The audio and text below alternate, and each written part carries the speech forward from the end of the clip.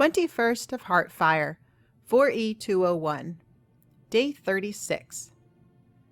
While scouting against the edge of the mountains the next morning, we came across Largashbur, an orc stronghold. As we approached the gates, a giant came striding out to attack us. I spurred my horse to gallop away, but Uthgerd tried to engage it.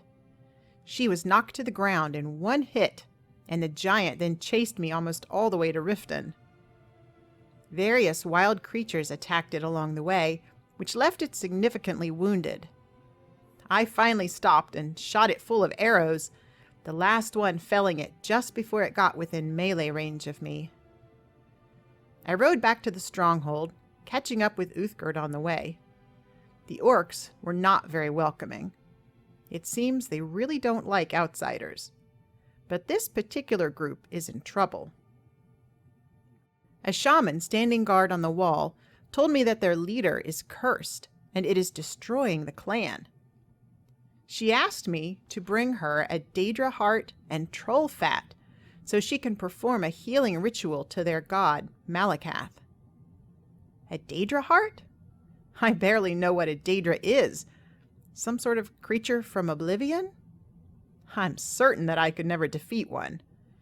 The same goes for a troll, though at least I know that trolls actually exist. We continued following the base of the mountains eastward. There was nothing noteworthy until we came across a stone fortress called Darklight Tower. Inside was a young mage, whom we caught in the act of killing an older mage. She claimed it was self-defense, and then went on to tell a story about the tower being home to a coven of witches who worshipped the Hagravens. Her own mother was undergoing a ritual to become a Hagraven herself, and they required a human sacrifice. The young woman, Ilia, was determined to stop them, leave the coven, and reform herself to atone for the evil deeds she performed while there. She begged our help, and I could not refuse. Everyone truly desiring redemption deserves to have that chance. We accompanied her to the top of the tower, defeating witches and Hagraven alike, but we could not find Ilia's mother. We waited for hours and looked throughout the tower again, to no avail. I tried to convince Ilia to come with us, but the young woman refused to leave. From the top of the tower, up a short flight of wide steps, there was an ancient stone bunker carved into the side of the mountain. As we approached to explore it, a troll came lumbering out. Uthgerd attacked, but the troll was strong. I quickly climbed up onto some rocks nearby and tried to blast it with a combination of fire and shock. It took a while and a few potions to enhance my magical skill, but we finally defeated it. I now have some troll fat for the orcs. I'm sure I don't want to attempt finding a Daedra heart. Perhaps an alchemy shop might have one for sale? Exhausted and wet from more rain, we headed to Riften. The guards at the south gate wouldn't let us in. We had to travel all the way around the city wall and enter from the north. One of the guards at the north gate tried to convince us to pay a tax for entrance to the city. Utter nonsense. I called his bluff, and he backed down. After entering, we went straight to the inn in the center of town. Along the way, I overheard several disturbing conversations. Riften seems to be the seedy underbelly of Skyrim.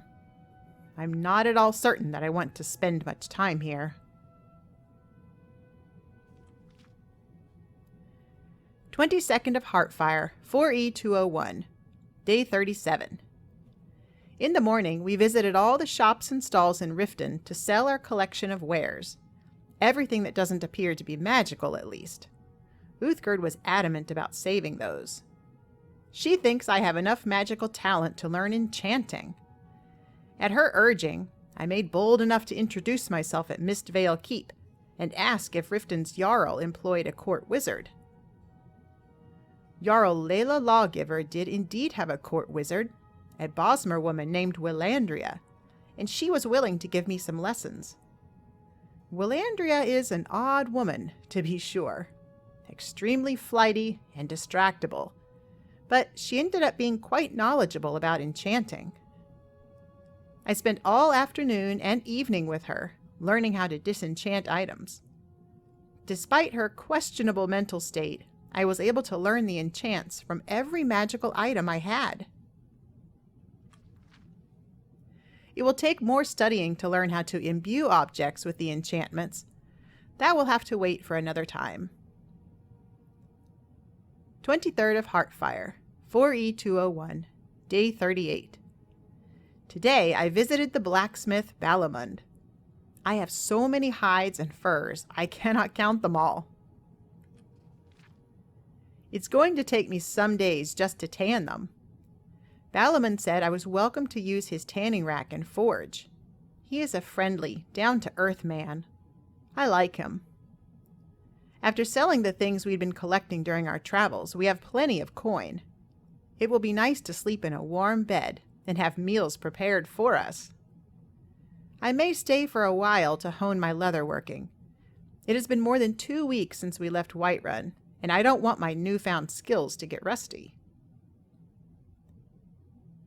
24th of Heartfire to 2nd of Frostfall, 4E201, days 39 to 47.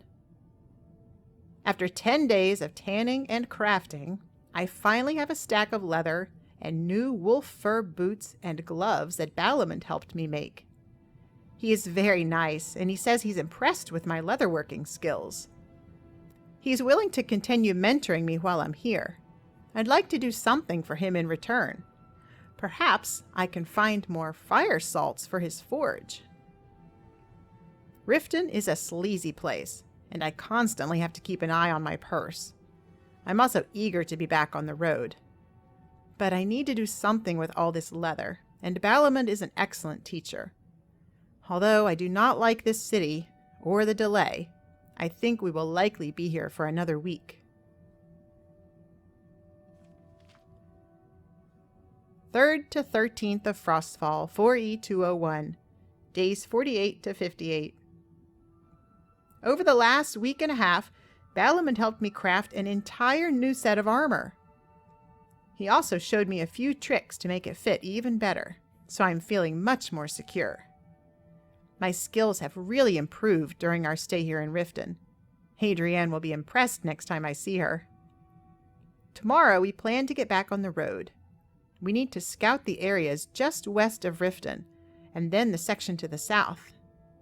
Hopefully we will not run into any significant trouble.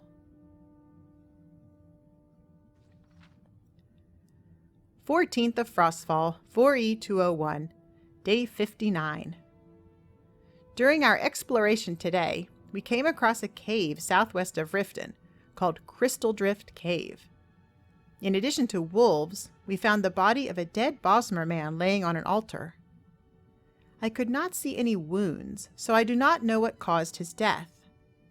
He left behind a staff, and since he won't be needing it anymore, I did not feel too bad about taking it. Beyond the cave and up the mountain, I found the dwarven ruins of Erkund. I also found myself very much alone. Uthgerd never came. I thought she was right behind me.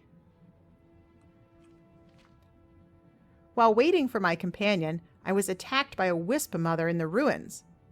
Unfortunately, I was forced to flee, as her magic was too strong for me to overcome by myself. My flight took me along a path to the west, which opened up behind Darklight Tower. Circling back, I found Uthgerd and Autumn stuck in a mud hole, and spent the afternoon working to get them free. It was raining heavily, so we stopped at the first sheltered area we found, a large overhang full of spiders. After clearing the spiders, we made camp there. I spent the evening studying another spellbook and learned Stone Flesh. It should be an excellent augmentation to my new armor.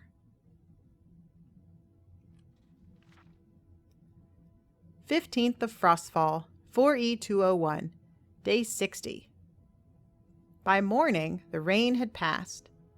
We spent the day scouting along the mountains to the south and east of Riften. We came across another circular dirt mound. I still have no idea what they are. I become more and more intrigued by these, since they have so far been almost identical in shape, size, and appearance, yet they are located in geographically distinct areas. Leaving Uthgard safely on level ground with the horses, I followed a narrow winding path up the side of the southern mountain range to a place called Lost Tongue Overlook. I wanted to explore the landing and what appeared to be another rune wall, but I was attacked by an ascendant necromancer. Her magic far outstripped mine, and I was forced to retreat. She chased me for some time, and I had to find an alternate route down the mountain, lest I put the rest of my party in mortal danger. I found myself back in the valley some distance to the east, and hid until the necromancer gave up her search. On my way back to rejoin Uthgard, I came upon the Shadow Stone. There was a conjurer there, and I fell under attack again. He singed my arm with a fireball, and my yelp of pain must have reached Uthgard's ears. She came galloping to my rescue and killed the wizard with one mighty swing. Continuing on our mission, we scouted further into the mountains. We discovered Sky Shadow Crypt, but did not venture inside. We also found a burnt husk of a house, Drobar's shack, which was occupied by a strange Khajiit junk collector. In the southeastern corner of the mountains was Stendar's Beacon, a watchtower for the vigilance of Stendar. Exploring the snowy hills around the beacon, we saw a tattered flag mounted upon a small crest. As we approached, we were attacked by a frost troll. We dispatched it easily and collected a small treasure at the marked crest. Following a trail of blood down the slope, we scouted out a nearby campsite. It appeared to be abandoned, and I suspect the previous inhabitant had been the frost troll's final meal. We proceeded down the slope, back below the frost line, and followed the road at the base of the mountain all the way east to the border gate. We were attacked by a bandit along the way, but found nothing else of significance. Following the road back west, we came across a cave in the side of the mountain just north of the road. Through the cave, we entered Dayspring Canyon, a secluded area in the middle of the surrounding mountains. This hidden bowl proved to be the home of the famous vampire hunters, the Dawn Guard. They are apparently rebuilding a huge old fortress there, known as Fort Dawn Guard, to serve as their base of operations. We did not try to enter the fortress and skirted wide around the Dawn Guard sentries so as not to raise any alarm. The most interesting thing we found was a cave set into one of the surrounding mountains. It was full of bears. Our efforts there provided enough pelts to satisfy even Temba Widearm. The only way out of the canyon was back through the cave where we entered, so we backtracked our way to the road again. Continuing west, we passed by Blackbriar Lodge and were attacked by some mercenaries.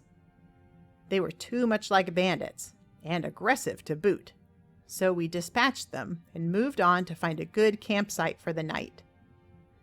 There was a small stream nearby and plentiful firewood, so we pitched our tent there. The weather was excellent today, and we were blessed with a clear, beautiful night as well. 16th of Frostfall, 4E201, Day 61.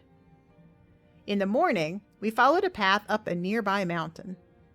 At the top, we found the entrance to Broken Helm Hollow, a mine which had been taken over by bandits. We killed the thugs and their leader. Upon further exploration, we found a secret room where it appeared the bandits had been torturing and killing innocents for sport. Their most recent victim, a Nord man, was carrying a letter identifying him as Leifnar. Unfortunately, the letter did not give any clues about where he came from, so we have no way of informing his next of kin. Perhaps we will somehow find them during our travels. Up another trail, we found an ancient Nordic ruin called Forelhost. An Imperial officer named Captain Valmir was camped there. He asked us to help with his mission, to retrieve a powerful weapon from the ruins. When I pressed him for more information, Valmir went on to tell us the story of Forelhost and a strange faction called the Dragon Cult, who had once made a home there in ancient times. This Dragon Cult was apparently begun by the first men who came to Skyrim. They worshipped beasts as avatars of the gods, which likely explains all the carvings we've seen of wolves, owls, whales, moths, etc. in ancient Nordic ruins. Chief among the beasts they worshipped were dragons. Priests of the dragon cult were gifted with powers of the dragons as a reward for performing sacrifices and other rituals. But men eventually came to resent the tyranny and cruelty of their dragon masters, and they rose up against the cult. Forelhost was the cult's last bastion of resistance, and they were crushed here in a final bloody battle. Valmir says it is still haunted by the spirits of those who fought and died in that encounter. We declined to enter. It sounded way too dangerous for me. Looking across the ruins, however, I could see another rune wall on a balcony above the surrounding stone walkway. We tried to reach it from the ground, but could not. I did manage to get close enough to hear its chanting and drumming when I stood below it. Someday I would love to explore these ruins. Imagine uncovering the mysteries in a place of such historical significance. Forelhost completed our tour of the areas south, southeast, and southwest of Riften. We took the road back west, past Largishbur, to finish scouting along the river towards Ivarstead. From Ivarstead, we planned to take the northern road out of town and then head west. I am hoping to finish this leg of the trip back in Whiterun, among familiar faces. At this point, I have quite an accumulation of alchemy ingredients that Arcadia can help me test. As we proceeded down the road, I was randomly attacked by a fiery figure of a woman who threw fireballs at me. Uthgerd was nowhere to be found, but I managed to down the creature with my bow. On closer inspection, I could see that it was definitely not human, despite its female form. I had never seen anything like it. Uthgerd finally arrived at the site, and she identified it as a flame atronach. I've heard of them, conjurations of powerful wizards, but never seen one before. What was it doing wandering the woods in the middle of nowhere? We stopped along the river at Heartwood Mill for a lunch break. The owner was a woman named Grosta, who turned out to be the wife of Leifnar, the man we found dead in Broken Helm Hollow. She told us how he had left to sell their goods in the east and never returned. She thought he had left her for someone else and was aggrieved when we told her of his death. I'm not sure how she and her young son are going to make ends meet without him, but I'm glad I could at least bring her closure. Across the river from the mill, we explored the ruins of an old stone fortress called Faldar's Tooth. It was an expansive fort, taken over by bandits and turned into a pit-fighting arena. Uthgerd and I gladly cleared the place of its bandit vermin. Unfortunately, the captured wolves were starving and dangerous, so we were forced to kill them as well.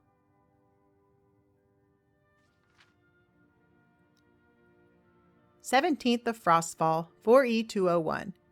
Day 62, 2 months from Helgen. The skies poured rain all night, and they're still pouring this morning. We decided to make for Ivarstead and hoped not to get too wet and cold. We arrived in Ivarstead by lunchtime, ate a hearty lunch, and dried out by the fire. By then, the rain had stopped, so we decided to get back on the road for the afternoon. We took the road north out of Iverstead, crossing the river below Meridia's Falls, to follow a poorly marked trail heading up into the mountains toward Whiterun. Uthgerd disappeared for a while again this afternoon. She has been getting more and more unpredictable these last few days. She rides off on her own, disappears for a few hours, then shows back up without a word. She also refuses to wear any armor other than that steel set she's been wearing since I met her, even though we've picked up a number of things that would be significantly better. I'm not sure what's going on, but it is becoming a real problem since we are encountering stronger and stronger enemies. I need a solid companion at my side, someone who is reliably there when I need them. Lately, I've been forced to deal with enemies all on my own, and I'm trying, but I'm just not ready for that yet. When we get back to Whiterun, I'm going to have a heart-to-heart with her. Maybe she has had enough of traveling and adventure. We followed the faint trail up and over the mountain without event. As we descended, we could see out over the entire plains around Whiterun. It was a beautiful sight with the sun hanging low in the sky. At the base of the mountain, we passed the Whiterun Stormcloak camp. Across from that was a standing stone, the Ritual Stone, where we interrupted a necromancer. She attacked, so we had no choice but to kill her. We turned towards Whiterun and passed one more trail leading up the hill to a cave called Grey Winter Watch. It seemed to be a bandit hideout that had been taken over by trolls. Although I appreciated what the trolls had done with the bandits, we could not leave such dangerous creatures this close to the city. We quickly cleared the cave and then headed straight for Whiterun as night began to fall. It definitely felt like coming home after the long weeks of travel.